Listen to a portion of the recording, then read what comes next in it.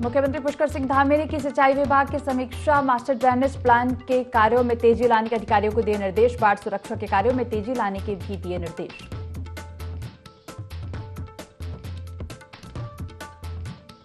लोकसभा में राहुल गांधी के दिए बयान पर सियासत जारी। उत्तराखंड कांग्रेस ने किया राहुल गांधी के बयान का समर्थन, तो भाजपा बोली नेता प्रतिपक्ष के पद को भी राहुल गांधी ने नहीं रखी गरिमा।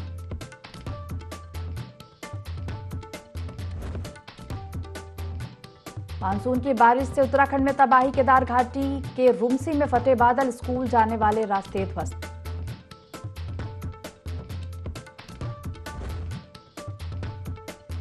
टनकपुर तवा घाट हाईवे पर हुआ भारी भूस्खलन, एसएसबी के जवान ने भागकर बचाई जान, मची अफरा तफरी।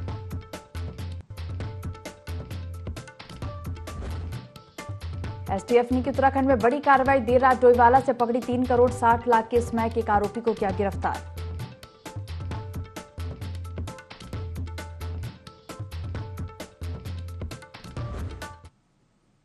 देवभूमि लाइव देख रहे हैं आप और मैं हूं आपके साथ दिव्या। बुलेटिन की शुरुआत करेंगे खबरों के साथ। हल्द्वानी शहर में लगातार हो रही बरसात के चलते सड़कों पर जल भराव की स्थिति पैदा हो गई है। वहीं पुलिस अधिकारियों ने लोगों को चेतावनी दी है और कहा कि जहां पर जल भराव अधिक हो गया है उस नदी नाले को पार न करें। एसडीआरएफ को भी अलर्ट रहने के निर्देश दिए गए हैं। आपको बता दें कि लगातार पिछले 2 दिन से हल्द्वानी शहर में बारिश हो रही है, जिसके चलते लोगों को काफी दिक्कतों का सामना करना पड़ रहा है। सुबह एसडीएम और अपर पुलिस अधीक्षक लोगों को अलर्ट करने के लिए सड़कों पर गश्त करते नजर आए।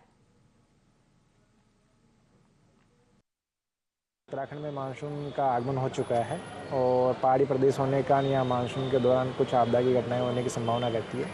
इसके संदर्भ में पुलिस प्रशासन के द्वारा पहले से अपनी तैयारियां कर ली गई है। जो ऐसे संवेदनशील क्षेत्र हैं वहाँ पे जो प्रशासन की टीमें, पुलिस की टीमें जो है उनके द्वारा अपनी जो प्रारंभिक तैयारियां वो पूरी कर ली गई है। अगर किसी जगह मार्ग बंद होता है तो उसको किस प्रकार से खोलना है, और अगर किसी जगह अतिवृष्टि या किसी और तरीके की दिक्कत आती है तो उसमें जनता के सुरक्षा के लिए क्या क्या प्रावधान करने हैं, उसके संदर्भ में हमारी तैयारियां पूरी होती है। संसद में नेता प्रतिपक्ष राहुल गांधी के बयान के बाद उत्तराखंड में भी सियासत तेज हो गई है। एक और जहां कांग्रेस के नेता राहुल गांधी का समर्थन कर रहे हैं तो वही बीजेपी पलटवार में जुट गई है। राहुल गांधी के पक्ष में उत्तराखंड में नेता प्रतिपक्ष यशपाल आर्य और प्रदेश उपाध्यक्ष सूर्यकांत धस्माना ने समर्थन किया है। कांग्रेस नेताओं ने कहा कि राहुल गांधी के बयान को तोड़ मरोड़ कर पेश किया जा रहा है, जबकि राहुल के बयान से बीजेपी और एनडीए सरकार हिल गई है। नेता प्रतिपक्ष यशपाल आर्य ने राहुल गांधी का समर्थन करते हुए कहा कि बीजेपी देश में जाति और धर्म की राजनीति करती रही है, भाजपा हिंसा और नफरत फैलाती है। राहुल गांधी ने संसद में भाजपा को पूरी तरह बेनकाब किया, इसलिए वो डरी हुई है।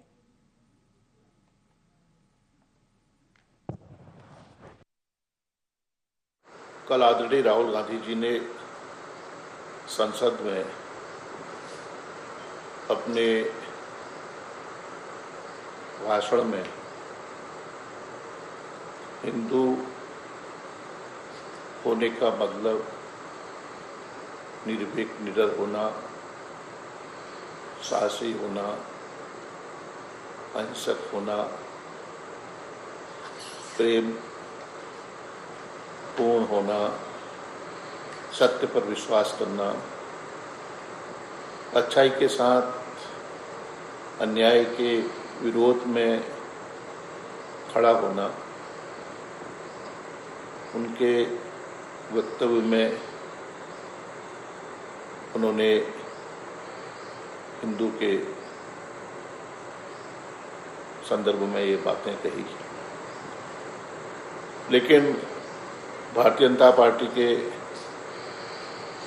नेताओं ने उनके वक्तव्य को, उनके मंतव्य को गलत तरीके से पेश किया है और बीजेपी इसी तरह से देश में जाति और धर्म की राजनीति करती रही है। बीजेपी हिंसा और नफरत फैलाती है। गांधी परिवार का अगर इतिहास आप लोग देखेंगे तो स्वयं नेहरू जी ने एक बार कहा था कि मैं एक्सीडेंटल हिंदू हूं। ये परंपरा तब से शुरू होके आई है। उनके नाना जी कह रहे हैं कि साहब मैं एक्सीडेंटल हिंदू हूं, तो उसी जो उनकी पुरानी पीढ़ी है उस पीढ़ी की परंपरा को, हिंदू विरोधी परंपरा को राहुल गांधी जी ने अपने चरित्र में उसको समा करके पार्लियामेंट के अंदर और देश के 140 करोड़ नागरिकों के सामने ये प्रदर्शित किया कि हमारी पूरी पीढ़ी हिंदू विरोधी थी और हम भी हिंदू विरोधी हैं। और जिस तरह की टिप्पणी की गई,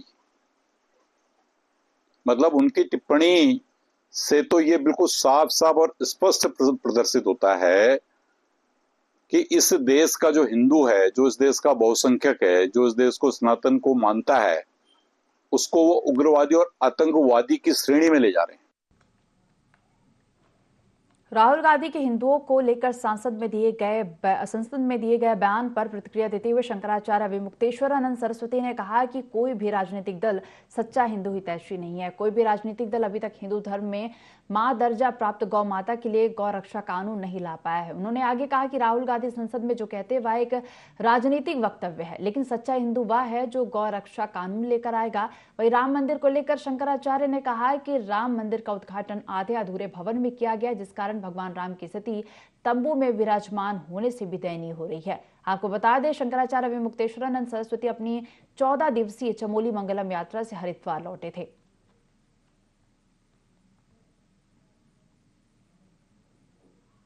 हम यही कह रहे हैं कि जब हिंदू की बात होती है संसद में तो होड़ लग जाती है, कौन बड़ा हिंदू हितैषी। हम ये कहते हैं कि हिंदू हितैषी वो जो हिंदू का दुख दूर करे, और हिंदुओं का सबसे बड़ा दुख ये है कि सरकार प्रायोजित गौ हत्या हो रही है, गाय का मांस एक्सपोर्ट किया जा रहा है, लाइसेंस दिए जा रहे हैं, बूचड़खानों को आधुनिक बनाया जा रहा है।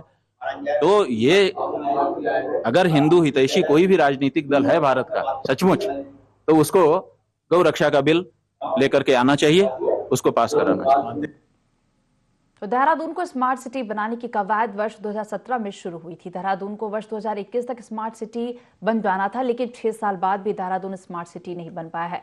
अब ऐसे में एक बार फिर स्मार्ट सिटी को लेकर सियासत तेज हो गई है। देखिए रिपोर्ट। उत्तराखंड की राजधानी देहरादून को स्मार्ट सिटी की सूची में शामिल किया गया है। पिछले 6 साल से भी ज्यादा समय से स्मार्ट सिटी का कार्य चल रहा है।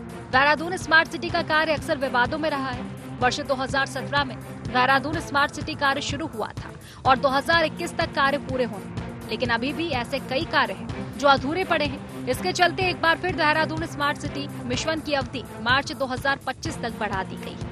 आइए जानते हैं देहरादून स्मार्ट सिटी के कितने काम पूरे हो चुके हैं और कितने काम अधूरे हैं। ये काम पूरे नहीं हुए। ग्रीन बिल्डिंग परियोजना का काम शुरुआती दौर में नहीं हो सका। ग्रीन बिल्डिंग के लिए नहीं मिली जमीन। 2021 में परियोजना का काम शुरू हुआ। 2024 तक पूरा होना था काम। 206 करोड़ रुपए लगाकर अभी 8% काम हुआ। ये काम हो चुके हैं पूरे। स्मार्ट शौचालय, स्मार्ट स्कूल बने। Integrated command control centre, scratch building बनकर तैयार। Modern Doon library, electric bus project भी तैयार। स्मार्ट वाटर स्क्वाड, स्मार्ट कूड़ा कलेक्शन वाहन अस्तित्व में आए। परेड ग्राउंड सौंदर्यीकरण, स्मार्ट वाटर मीटर भी तैयार। स्मार्ट सिटी के कामों को लेकर विपक्ष के साथ साथ सत्ता पक्ष के कई विधायकों ने सवाल खड़े किए हैं, जिसे लेकर जब तब सियासत भी गरमाती रही है। कांग्रेस के प्रदेश उपाध्यक्ष सूर्यकांत धस्माना ने कहा कि स्मार्ट सिटी के नाम पर जो मजाक बीजेपी की सरकार ने किया है, उसको लोग पीढ़ियों तक नहीं भूलेंगे। परेड ग्राउंड का वाटर लेवल खत्म कर दिया गया है। शहर की कच्ची जमीन में कंक्रीट का काम कर दिया गया है। ईस्ट और वेस्ट कैनाल को अंडरग्राउंड कर दिया गया है। शहर के सारे जल स्रोत खत्म कर दिए गए। प्री मानसून आते ही शहर में जलभराव की स्थिति बन गई है। अभी तो मानसून का आना बाकी है। पिछले साल जलभराव से हजारों लोग डेंगू की चपेट में आए थे और इस बार भी स्थिति वही लग रही है। ये स्मार्ट सिटी के नाम पर भारतीय जनता पार्टी की सरकार ने जो मजाक देहरादून के साथ किया है, उसको कई पीढ़ियों तक लोग नहीं भूलेंगे। देहरादून का सारा वाटर रिचार्ज सिस्टम खत्म कर दिया। परेड ग्राउंड का सत्यानाश कर दिया। उस परेड ग्राउंड में जिस प्रकार से कंक्रीट का निर्माण किया गया, टाइल्स बिछाई गई, वहाँ घास खत्म कर दिया गया, वहाँ कच्ची ज़मीन जो थी जिसमें वाटर रिचार्ज होता था, पूरे शहर का पानी चारों तरफ का उस परेड ग्राउंड में जाता था और पानी रिचार्ज होता था। आज शहर के अंदर पानी की हालत ये हो गई है कि ग्राउंड वाटर लेवल इतना कम हो गया कि ट्यूबवेल सूख गए गर्मियों में। ईस्ट कैनाल थी, वेस्ट कैनाल थी, दोनों नहरें जो शहर के बीचों बीच बहती थी वो नहरें अंडरग्राउंड कर दी। भाजपा प्रवक्ता कमलेश रमन का कहना है कि स्मार्ट सिटी का प्रोजेक्ट लगभग 80 से 90% पूरा हो गया है, लेकिन कुछ काम जैसे स्मार्ट सड़क, child friendly city, green valley का कुछ काम रह गया है। इसको लेकर केंद्र सरकार ने 25 मार्च तक का समय दिया है। मुख्यमंत्री पुष्कर सिंह धामी की सरकार जल्द ही स्मार्ट सिटी के काम को पूरा कर देगी। इसके लिए मुख्यमंत्री स्वयं अधिकारियों के साथ बैठक भी कर रहे हैं। कि केंद्र सरकार ने 25 मार्च तक का समय स्मार्ट सिटी को और बेहतर बनाने के लिए दिया है। मुझे लगता है कि केंद्र की सरकार बधाई की पात्र है और पुष्कर सिंह धामी जी लगातार स्मार्ट सिटी को बनाने को लेकर के अधिकारियों के साथ वार्तालाप करते हैं और इस पूरे प्रोजेक्ट पर मॉनिटरिंग करने का काम कर रहे हैं। मुझे लगता है कि बहुत ही बेहतर हमारा स्मार्ट सिटी देहरादून बनने जा रहा है। अभी हमारा 80% काम लगभग पूरा हो चुका है। उसमें कुछ कार्य हमारे बाकी हैं, जैसे स्मार्ट रोड है, हमारा चाइल्ड फ्रेंडली सिटी प्रोजेक्ट का कार्य है, सीवर लाइन है, जो थोड़ा बहुत हमारा काम रह गया वो भी बहुत जल्द इसमें पूरा हो जाएगा। देहरादून स्मार्ट सिटी के कामों को लेकर एक और जहां विपक्ष सरकार को घेरने का काम कर रहा है, तो वहीं सत्ता पक्ष के कई विधायक भी इस पर सवाल खड़े कर चुके हैं। तीसरी बार स्मार्ट सिटी परियोजना की समय अवधि बढ़ाई गई है, लेकिन देखने वाली बात ये होगी कि मार्च 2025 तक देहरादून के लोगों का स्मार्ट सिटी का सपना पूरा होता है या फिर यह एक ख्वाब ही रह जाता है। देहरादून से IND24 के लिए संवाददाता विनय सूद की रिपोर्ट। हरिद्वार के सिटकुल थाना क्षेत्र से हत्या का मामला सामने आया, जहां एक महिला ने अपने पति के साथ मिलकर अपने प्रेमी को मौत के घाट उतार दिया, जिसके बाद इसकी जानकारी पुलिस को लगी। पुलिस ने मामला दर्ज कर कार्रवाई शुरू की और आरोपियों को गिरफ्तार कर लिया। पूछताछ में आरोपी महिला ने बताया कि मृतक आरोपी महिला के साथ मारपीट करता था, जिससे परेशान होकर महिला ने मौत के घाट उतार दिया। फिलहाल पुलिस ने शव को कब्जे में लेकर पोस्टमार्टम के लिए भेजा है।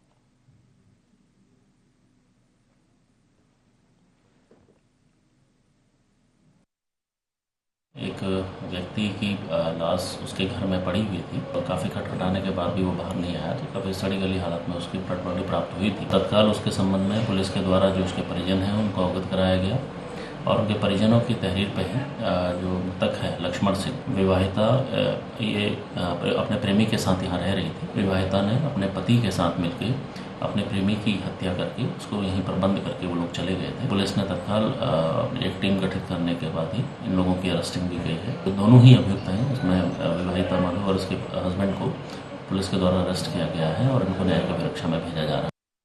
मुख्यमंत्री पुष्कर सिंह धामी ने सचिवालय में सिंचाई विभाग की समीक्षा करते हुए अधिकारियों को निर्देश दिए कि शहरों के मास्टर ड्रेनेज प्लान तथा फ्लड प्लान जोनिंग में के कार्यों में तेजी लाई जाए और जल स्तर बढ़ने के लिए बांधों से सिल्ट निकालने और ड्रेंजिंग सिस्टम के लिए 2 महीने के अंदर ठोस प्लान बनाकर प्रस्तुत किए जाने के साथ पिंडर और कोसी नदी की आपस में जोड़ने के लिए राज्य स्तर पर की जाने वाली सभी कार्रवाई में तेजी लाने के निर्देश दिए।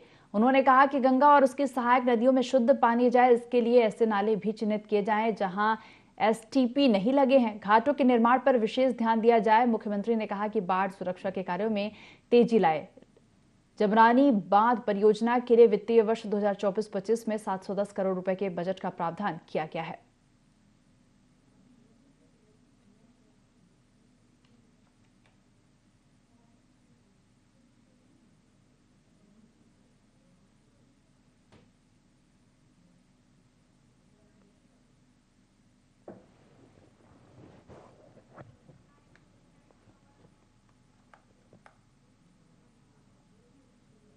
मानसून की बारिश से केदार घाटी के रुमसी में बादल फट गया, जिसके चलते स्कूल जाने वाले रास्ते ध्वस्त हो गए। जिला आपदा प्रबंधन अधिकारी नंदन सिंह रजवार ने अवगत कराया है कि सुबह 8 बजे ग्राम प्रधान रुमसी ने सूचना दी थी कि रुमसी देवी दार तोक में बादल फटने के कारण स्कूल का रास्ता और कुछ खेतों में मलबा आ गया है।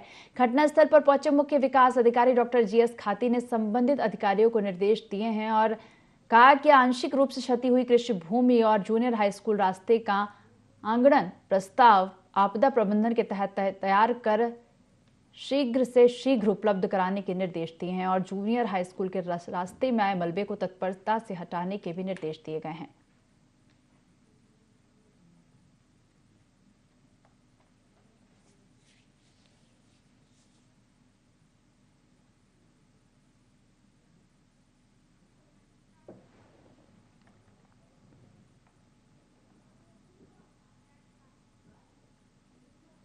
तो देहरादून में पुलिस ने स्मैक तस्कर को गिरफ्तार किया। आरोपी के पास से 1 किलो 200 ग्राम स्मैक बरामद की गई है। पुलिस पूछताछ में आरोपी ने बताया कि स्मैक को वह धामपुर उत्तर प्रदेश से लेकर आया था। साथ ही आरोपी ने पुलिस पूछताछ में कई खुलासे किए हैं।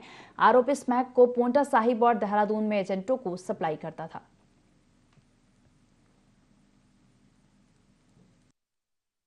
उत्तराखंड में अभी हाल फिलहाल में अब तक की सबसे बड़ी रिकवरी है स्मैक की। और ये जो तस्कर पकड़ा गया है ये मूल रूप से बिजनौर का रहने वाला है और ये धामपुर में किसी से लेकर आ रहा था स्मैक को और इसको आगे देहरादून में और पोंटा में सप्लाई किया जाना था। इससे पूछताछ जारी है और अभी तक की पूछताछ में काफ़ी इंपॉर्टेंट चीज़ें आई हैं, आगे लीड्स मिली है इन्वेस्टिगेशन के लिए और एक बड़ी मात्रा में एक कमर्शियल क्वांटिटी में स्मैक की रिकवरी की गई है। जो भी इसने फाइनेंशियल प्रॉपर्टीज़ बनाई हैं इस गोरख धंधे से उन सभी को भी अटैच कराया जाएगा। उधम सिंह नगर जनपद के पुलभट्टा थाने में तैनात एएसआई की करंट लगने से मौत हो गई। गंभीर अवस्था में दरोगा को आनंद फानन में इलाज के लिए निजी अस्पताल लाया गया, जहां चिकित्सकों ने उसे मृत घोषित कर दिया। पुलिसकर्मी की मौत की खबर से महकमे में शोक की लहर दौड़ गई। वही सूचना के बाद पुलिस अधिकारी भी मौके पर पहुंचे, जिन्होंने शव को कब्जे में लेकर पोस्टमार्टम की कार्रवाई शुरू कर दी। जिले के एसएसपी मंजुनाथ टीसी ने बताया कि थाना पुलभट्टा में तैनात अपर पुलिस निरीक्षक सुरेश पसबोला थाना परिसर की बैरक में रहते थे। उसी दौरान करंट लगने से उनकी मौत हो गई।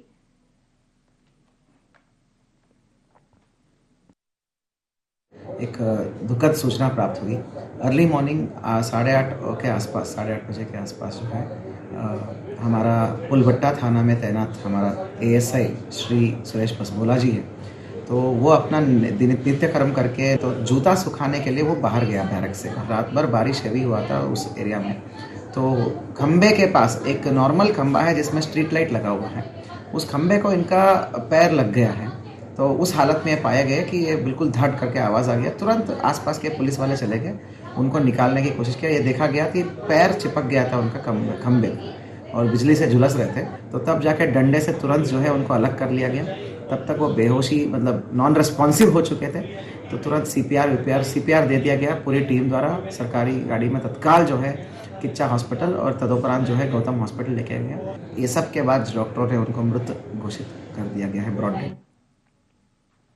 लक्सर के बहादुरपुर खादर में देर रात जमीनी विवाद को लेकर खूनी संघर्ष देखने को मिला और इस बीच इस विवाद में एक व्यक्ति गंभीर रूप से घायल हो गया था, जहां इलाज के दौरान व्यक्ति की मौत हो गई, जिसके बाद ग्रामीणों और परिजनों ने शव लक्सर कोतवाली मार्ग पर रखकर चक्का जाम कर दिया। परिजन लक्सर चौकी प्रभारी को सस्पेंड आरोपियों की गिरफ्तारी के बाद ही दाह संस्कार पर अड़े रहे, जिसके बाद मौके पर कई थानों की पुलिस और पीएसी भी पहुंची, लेकिन परिजन अपनी मांग पर अड़े रहे। जिसके बाद कड़ी मशक्कत के बाद पुलिस ने ग्रामीणों और परिजनों को आश्वासन और समझाइश देकर मामला शांत कराया और जाम खुलवाया।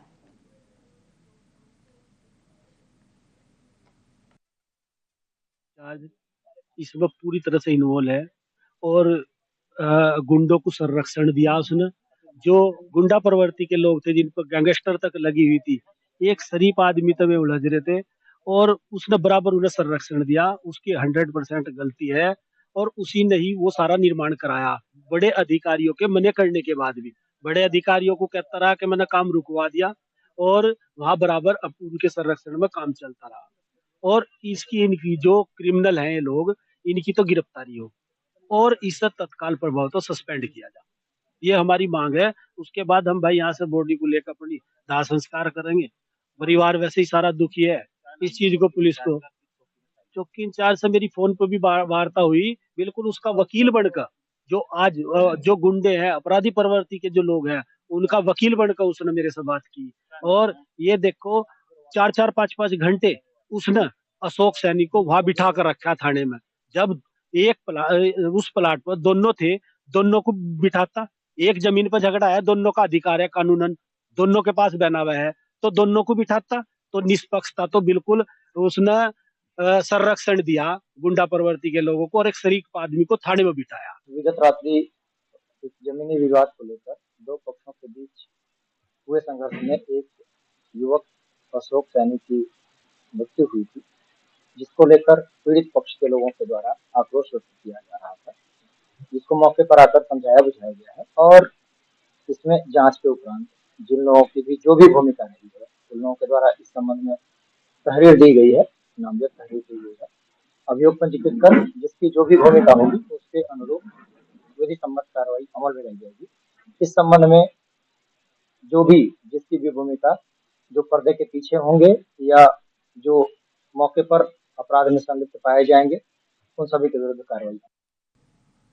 उत्तराखंड की मंगलौर और बद्रीनाथ विधानसभा सीट पर उपचुनाव होना है, जिसको लेकर भाजपा की तैयारी तेजी से चल रही है। उपचुनाव में प्रचार प्रसार करने के लिए 40 स्टार प्रचारकों की सूची भाजपा जारी कर चुकी है।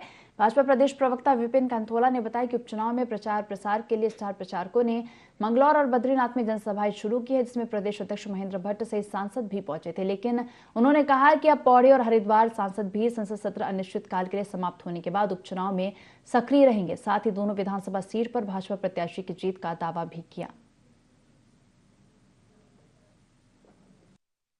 समय पहले बद्रीनाथ में प्रदेश अध्यक्ष भी गए, हमारे सांसद जी भी गए। चुनाव जैसे जैसे नजदीक आ रहा है तो चुनाव में तेजी भी आ रही है।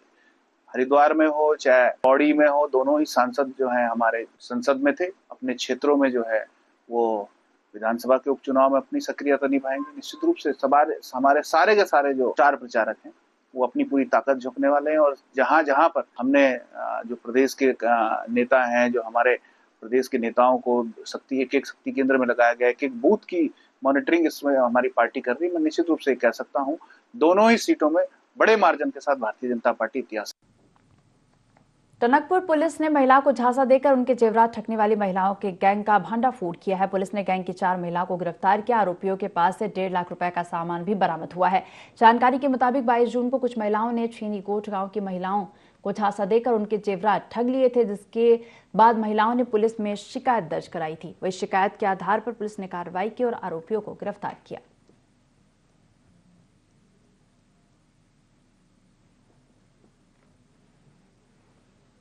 सर्वप्रथम हम सभी नागरिकों को और सभी महिलाओं को इस प्रति जागरूक करते हैं कि इस तरह के छोटे छोटे प्रलोभनों में न आए। जनपद की टीम हमारे कोतवाली टनकपुर और अशोक जी ने इसमें अथक प्रयास किया, जिसकी वजह से हमें इसमें सफलता मिली और हमने मई माल के उन 4 महिलाओं को गिरफ्तार करके माननीय न्यायालय में भेज दिया। Rishikesh Karnaprayag railway line tunnel निर्माण में पिछले साल ब्लास्टिंग के चलते बल्दिया खान गांव के मकानों में दरारें पड़ गई थी, जिसके बाद सभी गांव वाले दहशत में थे। लेकिन प्रशासन की मध्यस्थता के बाद आरवीएनएल ने गांव के हर परिवार को एक नौकरी और विस्थापन की मांग के चलते निर्माण कार्य रुकवा दिया था। साथ ही मकानों की मरम्मत के लिए भी कुछ पैसे दिए थे। लेकिन कुछ महीनों बाद मकानों में फिर से दरारें पड़नी शुरू हो गई, जिससे गाँव वालों ने प्रति परिवार एक व्यक्ति को रोजगार और गाँव को नजदीकी क्षेत्र में विस्थापित करने की मांग की है। हमारी दोबारा यही मांग है। हमारी 2 साल से लड़ाई लड़के जो भी पैसा मिला, हमको रिपेयर का पैसा मिला है, उससे हमने अपने मकानों पर दिल से रिपेयरिंग करी है अपने, क्योंकि अपने घर थे वो हमारे। और जब हमने लास्ट धरना खत्म किया था तो उस दिन हमने एक पत्र लिखा था आरवीएनएल को कि हम तब उठेंगे यहाँ से जब हमारे प्रत्येक घर से एक बच्चे को नौकरी मिलेगी। वो एग्री हुई है, उन्होंने उस पर साइन कर रखे हैं।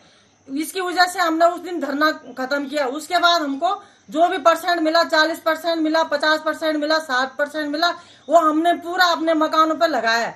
उसके बावजूद हमने रिपेयर करके ऐसे निराश हो गए कि वो दरारें दोबारा से फिर वैसे ही दिखने लगी। बार बार लड़ाई लड़ने से तो ये है कि सरकार हमको विस्थापन कर दे और हमारे प्रत्येक घर से एक बच्चे को नौकरी दे दे। दोबारा से मकानों में सेम वही दरारें वापस आ रही है, उससे ज्यादा दरारें आने लगी हैं। अलग अलग नई जगह से दरारें आ रही हैं। लगातार जो है गाड़ी की आवाजें, मशीनों की आवाजें, भले उनकी टनल हमारे घरों से आगे चली गई है, लेकिन जो उनकी गाड़ियां टनल के अंदर चलती हैं उनकी आवाजें हमारे कानों में गूंजती हैं। हमने अपने कमरे खाली कर रखे हैं, 2 साल से हम कमरों में नहीं घुस पा रहे हैं। हमने मतलब सेपरेट जो हमारे रूम थे उनमें रहते हैं हम लोग। दूसरी बात क्या थी, हमने उनसे मांगे करी हैं कि भाई हमारा जो रिपेयरिंग दिया वो हो गया है, उसके बाद अब जब दोबारा दरारें आ रही है तो हम लोग क्या करें। हमें विस्थापन की मांग है, हमें विस्थापित दे दिया जाए। और प्रत्येक घर से हम लगातार 2-3 सालों से, जब से ये टनल का काम चल रहा है, इसकी लड़ाई के चक्कर में नौकरी छोड़ रखी है, उसके चक्कर में घर में पड़े। हमारा जो भी हमारी क्वालिफिकेशन है, योग्यता के अनुसार हमें नौकरी दे दी जाए। हर परिवार से एक बंदे को नौकरी दे दी जाए और जो है साथ के साथ हमें विस्थापन जल्दी से जल्दी किसी सुरक्षित स्थान में विस्थापन किया जाए। इस बुलेटिन में फिलहाल इतना ही। आप देखते रहिए ID24। नमस्कार।